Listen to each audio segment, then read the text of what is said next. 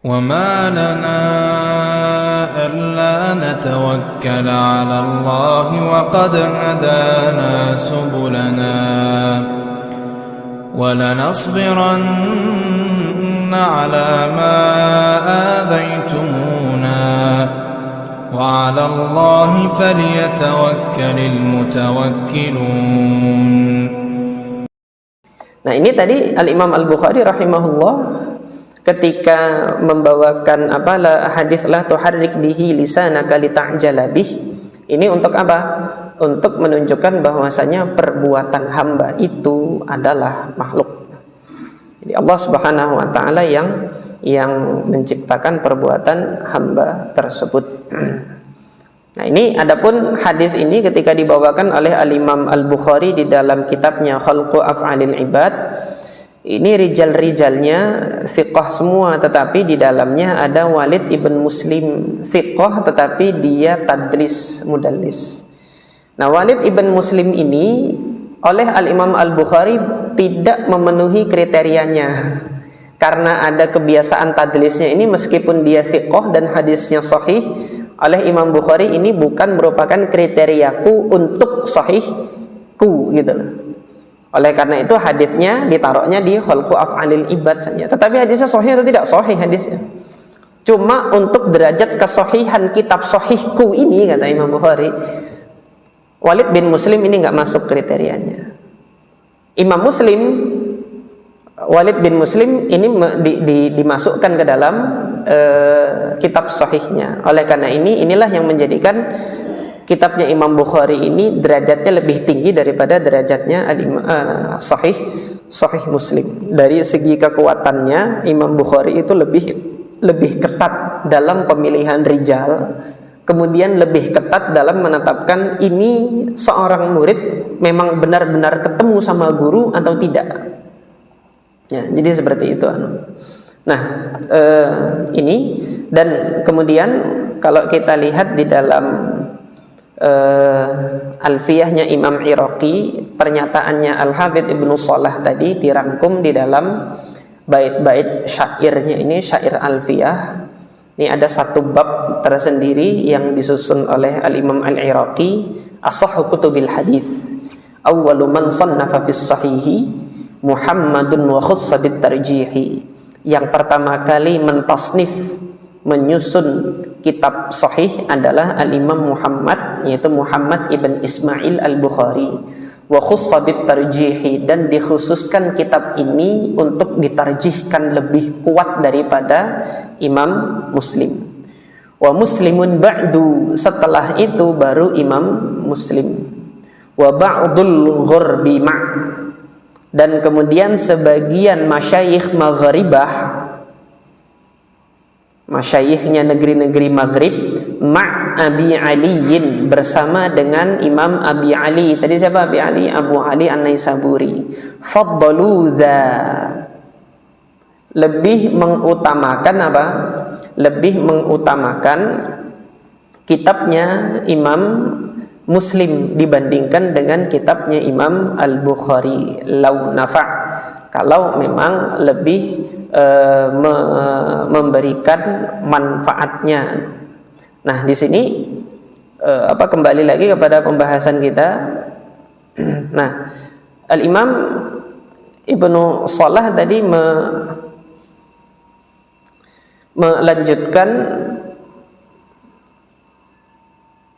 tentang keberadaan hadis-hadis yang tidak disebutkan sanadnya oleh Al-Imam Al-Bukhari. Mungkin ini yang menjadi sebab pendapat sebagian ulama lebih mengunggulkan Sahih Muslim, karena di dalam Sahih Muslim tidak ada hadis-hadis yang dibawakan tanpa sanad.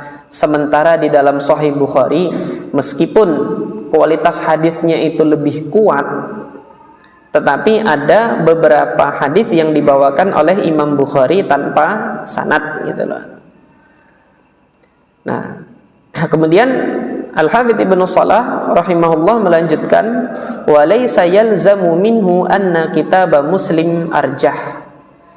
Jadi dengan ketiadaan hadis-hadis yang tidak bersanad sebagaimana di dalam Sahih Bukhari, hal ini tidak serta-merta menjadikan kitab Sahih Muslim ini lebih kuat gitu kan. Fima yarji'u ila nafsis sahih, kalau kita kembalikan kepada kekuatan kesahihan hadis-hadisnya, ala kitabil Bukhari, kalau dibandingkan terhadap kitab sahihnya Imam Al-Bukhari. Wa in kana al-muradu bihi, tapi kalau yang diinginkan oleh masyayikh Maghribah dan Abu Ali An-Naisaburi tadi, yang diinginkan adalah bahwasanya kitab Muslim as-sahhu sahihan, lebih sahih dalam artian hadis-hadisnya itu lebih kuat daripada Imam Bukhari, fahadza mardud, yang demikian ini tertolak. Faktanya syaratnya Imam Bukhari itu lebih ketat daripada syaratnya Imam Muslim. Fahadza mardudun ala man yaquluhu wallahu a'lam. Ini tertolak terhadap yang berpendapat demikian. Wallahu a'lam. Ini adab dari para ulama ketika kita mengungkapkan pendapat kita tidak setuju dengan pendapat yang lain, katakan setelah itu adalah Allahu a'lam. Dasarnya bagi kita argumentasi kita begini, saya tidak bisa terima argumentasi yang lain gitu kan, atas alasan ini. Setelah itu kemudian katakan Allahu ta'ala a'lam.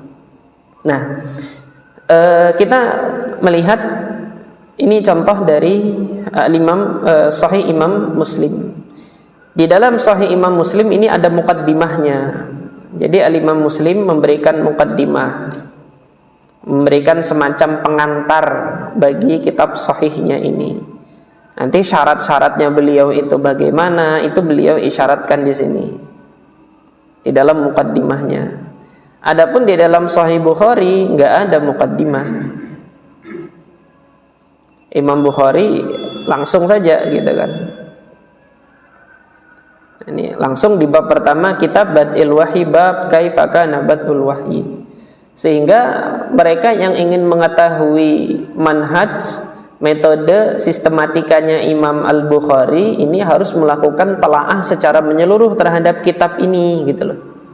Karena Imam Bukhari tidak mengungkapkan metode saya dalam kitab ini bagaimana. Sementara Imam Muslim, alhamdulillah, di antara keunggulannya beliau memberikan ini. Nah, inilah tadi yang dikatakan ada manfaat yang nggak ada di dalam Sahih Bukhari yang ada di dalam Sahih Muslim. Jadi memang masing-masing kitab nanti ada kelebihannya dan ada kekurangannya. Sementara permasalahan yang kita bahas di sini adalah kekuatan hadisnya mana yang lebih sahih. Kalau untuk permasalahan kekuatan hadisnya mana yang lebih sahih, Imam Al-Bukhari itu lebih kuat dan lebih sahih hadis-hadisnya daripada hadis-hadis yang dibawakan oleh Al-Imam Muslim. Tetapi nanti kalau untuk faidah-faidah yang ada di dalam keduanya, nah ini relatif. Ada beberapa faidah yang terdapat di dalam Sahih Imam Al-Bukhari tetapi tidak ada di dalam Sahih Muslim. Demikian pula yang ada di dalam Sahih Muslim tidak terdapat di dalam Sahih Al-Bukhari. Nah, di antara hal yang menjadi catatan dianggap kitabnya Imam Bukhari itu memiliki kekurangan dibandingkan Imam Muslim adalah Al-Imam Al-Bukhari itu seringkali mengulang-ulang hadis yang sama itu diulang dalam bab-bab yang berbeda. Bagi sebagian orang yang demikian ini membuang-buang waktu gitu kan, tetapi tidak bagi sebagian orang. Kenapa? Karena diulang-ulangnya oleh Imam Bukhari itu ingin menunjukkan bahwasanya hadis ini tidak menunjukkan satu ajaran saja, tetapi nanti ada ajaran-ajaran yang lain, faedah-faedah lain yang terkandung, maka diletakkan pada bab-bab yang berbeda. Boleh jadi nanti bab tentang Nabi Muhammad memberikan takhir kepada istri-istrinya itu diletakkan di kitab Tolak. Boleh jadi nanti juga diletakkan nanti di Kitabul Ilm, karena ada faidah pengajaran di situ. Bisa jadi seperti itu karena dalam satu hadis ada banyak faidah. Adapun di dalam Sahih Muslim, hadis itu kalau diletakkan di satu kitab ya sudah di situ aja, nggak akan diulang-ulang lagi gitu. Ini beberapa keunikan dan karakteristik dari kedua kitab ini yang Allah Subhanahu wa taala jadikan keberkahan di dalam keduanya, dan Allah jadikan faidah yang banyak di dalam keduanya. Rahimahumallah. Semoga Allah merahmati kedua ulama kita ini, Al-Imam Al-Bukhari dan Al-Imam Muslim. Dan kita yang mempelajarinya malam hari ini juga mudah-mudahan dapat kecipratan keberkahannya juga. Ini saja mungkin yang dapat saya sampaikan. Sudah masuk waktu Isya, dan ini mungkin dengan berat hati juga saya kabarkan kepada jamaah sekalian, insya Allah pekan yang akan datang saya belum bisa melanjutkan lagi gitu kan, karena ada undangan dari MUI Balikpapan untuk mengisi kajian di Balikpapan pekan depan. Kajiannya nanti bersama dengan, saya tidak tahu apakah dengan Dewan Masjid juga mengadakan acara itu. Yang jelas ada acara bulanan, kajian bulanan yang mana narasumbernya itu beda-beda setiap bulannya, dan pengurus itu kemudian meminta saya untuk datang untuk kajian di bulan ini gitu. Jadi pekan yang akan datang saya belum bisa melanjutkan pelajaran kita untuk ulumul hadis, dan insyaallah nanti pekan yang selanjutnya, Jumat yang selanjutnya. Ini saja yang dapat saya sampaikan. Subhanakallahumma rabbana wa bihamdika asyhadu an la ilaha illa anta astaghfiruka wa atubu ilaik. Assalamualaikum warahmatullahi wabarakatuh.